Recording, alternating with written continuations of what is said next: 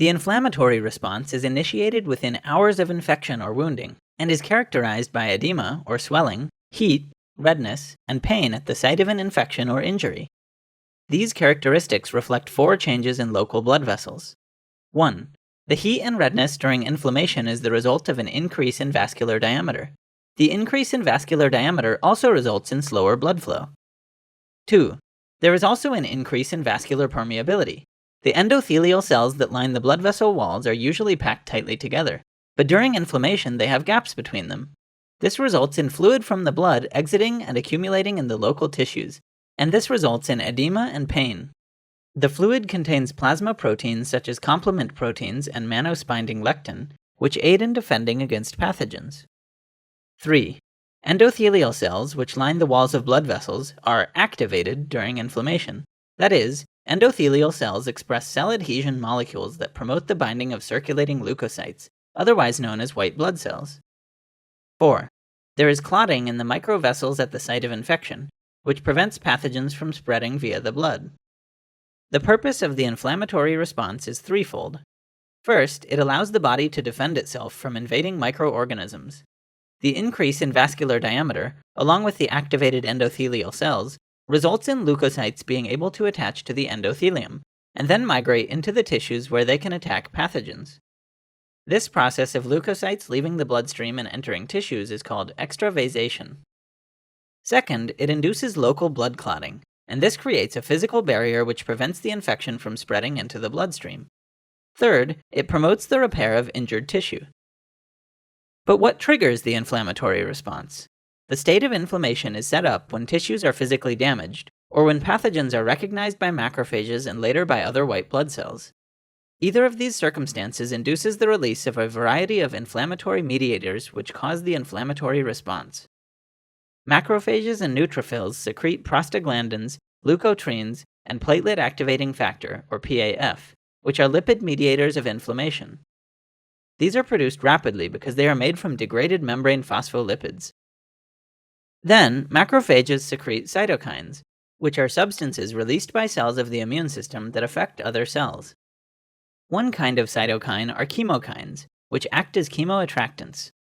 Chemokines cause directed chemotaxis, which is the movement of cells or parts of cells in a direction corresponding to a gradient of increasing or decreasing concentration of a substance.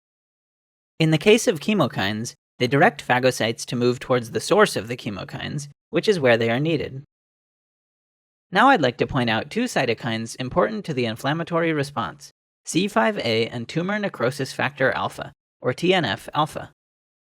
The complement fragment C5a plays multiple important roles in the inflammatory response. For instance, it stimulates respiratory or oxidative burst, which is the rapid release of reactive oxygen species. At the same time, it attracts neutrophils and monocytes, so it essentially preps them for battle as they arrive. It also increases vascular permeability, increases expression of certain adhesion molecules on the endothelium, and causes local mast cells to release granules containing the inflammatory molecule histamine and TNF-alpha. TNF-alpha is also an important cytokine, which is produced rapidly by macrophages upon pathogen detection, and is a potent activator of endothelial cells. Activation of endothelial cells is central to the inflammatory response. Cytokines produced by macrophages, especially TNF-alpha, cause endothelial cells to rapidly externalize granules called Weibel-Palade bodies within minutes of pathogen detection by macrophages. Weibel-Palade bodies contain preformed P-selectin, which now appears on the surface of local endothelial cells. Selectins are one of 3 structural families of adhesion molecules important for leukocyte recruitment, with the other 2 being intercellular adhesion molecules, ICAMs, and leukocyte integrins. Later, within 2 hours of pathogen detection, the endothelial cells primarily express E-selectin. This is because shortly after P-selectin gets to the cell surface, mRNA encoding E-selectin is synthesized. Both selectins interact with the sulfated sialyl-Lewis X that is present on the surface of neutrophils. Once inflammation has begun, neutrophils make up the first wave of cells that cross the blood vessel wall to enter an inflamed tissue. After this, monocytes cross the blood vessel wall and differentiate into tissue macrophages. In later stages of inflammation, other leukocytes such as eosinophils and lymphocytes also enter the infected site. Usually, leukocytes travel in the center of small blood vessels, where blood flow is fastest. However, in inflamed tissues, the slower blood flow allows leukocytes to interact in large numbers with the endothelial cells lining the blood vessels. In addition, injury to blood vessels triggers two enzyme cascades, the kinin cascade and the coagulation cascade. In brief, the kinin system consists of plasma proteases.